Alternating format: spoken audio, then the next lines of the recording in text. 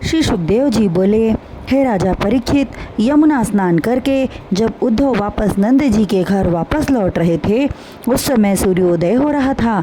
सभी गोपियां अपने घरों से निकलकर बाहर आई तो उन्होंने नंद जी के द्वार पर एक रथ खड़ा देखकर परस्पर इस तरह कहने लगी, हे सखी, ऐसा प्रतीत होता है कि अक्रूर पापी पुनः आ पहुंचा है, हमारे प्यारे मनमोहन को मथुरा ले गया है। अब कौन सी वस्तु हमारे पास ऐसी है जो वह लेने आया है? हमें विरह की अग्नि में भस्म होते देखकर सभी उसे चैन नहीं मिल रहा है। हमें अग्नि में भस्म होते देखकर भी उसे चैन नहीं मिल रहा है क्या? तब दूसरी गोपी कहने लगी, हे सखी, मुझे तो ऐसा प्रतीत होता है कि श्याम सुंदर प्यारे ने हमारी सुध लेने के लिए भेजा है। अरे सखी, थोड़ा इधर तो देखो, हमारे चितचोर श्याम सुंदर की तरह पीताम्बर, मुकुट और बनमाला धारण किए हुए वह कौन आ रहा है? उन्होंने शीघ्र मथुरा से वापस आने के लिए कहा था, कहीं वे ही तो नहीं आ रहे? एक गोपी के कहने पर सभी गोपियां उस दिशा की ओर देखने लगी जिस ओर से उद्धव जी आ रहे थे, किंतु जब निकट आए तो गोपियों का हृदय उन्हें देखकर पुनः दुखी होने लगा, क्योंकि वह श्याम सुंदर न थे। उद्धव जी की वेशभूषा श्री कृष्णचंद्र के समान देखकर गोपियां अपना काम काज छोड़कर उन्हें चारों ओर से घेर कर खड़ी हो गई। जब उन्हें ज्ञात हुआ कि उद्धव जी हमारे प्रियतम श्री कृष्णचंद्र जी के घर ठहरे हुए हैं, तब वे अत्यंत प्रेम पूर्वक सत्कार करते हुए कहने लगी, हे उद्धव जी, हमारे चितचोर मुरली मनोहर शीघ्र आने के लिए हमसे कहकर गए थे, किंतु आए नहीं। हम उनकी बिना मोल की दासी हैं। उनके बिना दिन रात सोना उठना भोजन पानी कुछ भी अच्छा नहीं लगता, फिर भी वे हमें भूल गए। क्या मथुरा में हमें गोपियों से सुंदर स्त्रियां हैं जो वे उनके वश में हो गए? तत्पश्चात दूसरी गोपी कहने लगी, हे उद्धव जी, कन्हैया जी कपटी और निर्दयी हैं, हमारे मन की पीड़ा को नहीं समझते। जिस तरह भौरा पुष्पों से पराग चूसने की ही प्रीत करता है, पराग चूसने के पश्चात दूसरे पुष्पों पर जा बैठता है, उसी प्रकार श्री कृष्णचंद्र जी हम गोपियों से रास बिलास कर चले गए तथा हमें भूल गए। हे उद्धव, हम सभी उनके प्रेम में मतवाली हो रही हैं, उन्हें तो हमारी याद भी नहीं आती होगी। जिस तरह विद्या पूर्ण हो जाने पर शिष्य अपने गुरु को छोड़कर चले जाते हैं, दक्षिणा मिल जाने पर ब्राह्मण अपने यजमान के घर से चले जाते हैं, उसी तरह व्यभिचारी पुरुष काम बनने के पश्चात स्त्री को त्याग देना चाहते हैं, वह स्त्री उससे कितना भी प्रेम करती हो।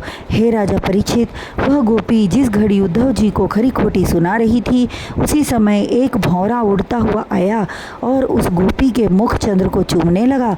भौरे के इस कृत्य को देखकर वह विरह में अत्यंत व्याकुल होने लगी, किंतु तीसरी गोपी जो अब तक चुप खड़ी थी, भौरे की लीला को देखकर कहने लगी, अरे भौरा, तू हम गोपियों के कपोलों को क्यों चूमता है?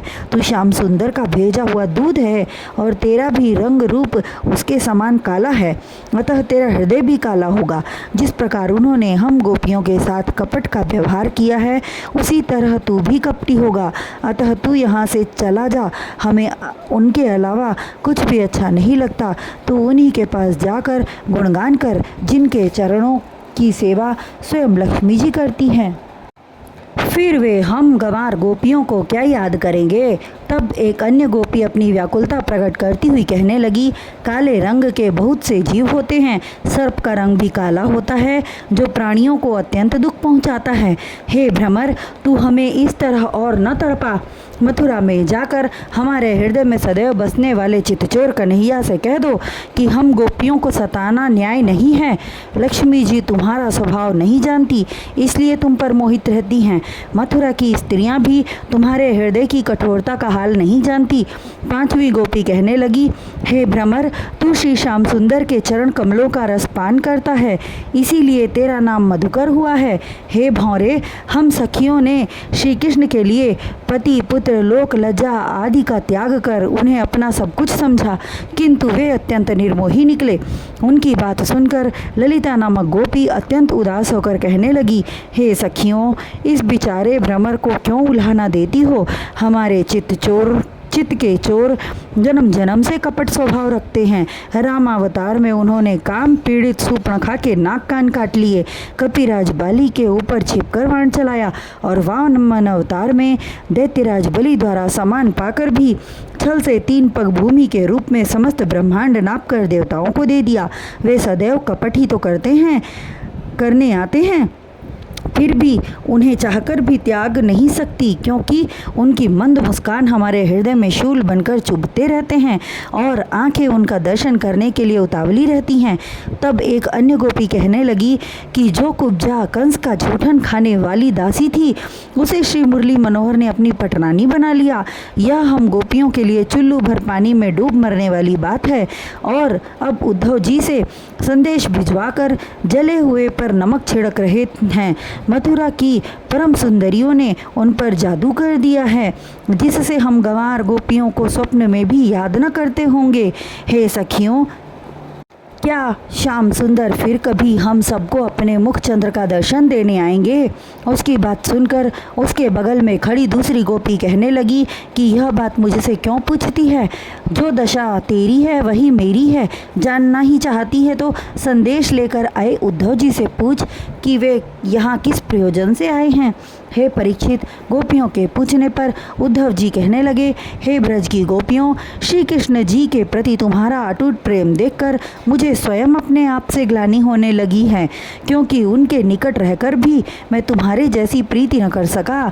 सत्य वचन कहता हूँ कि तुम सब अत्यंत सौभाग्यशाली हो, तुम्हारे दर्शन कर मैं धन्य हो गया।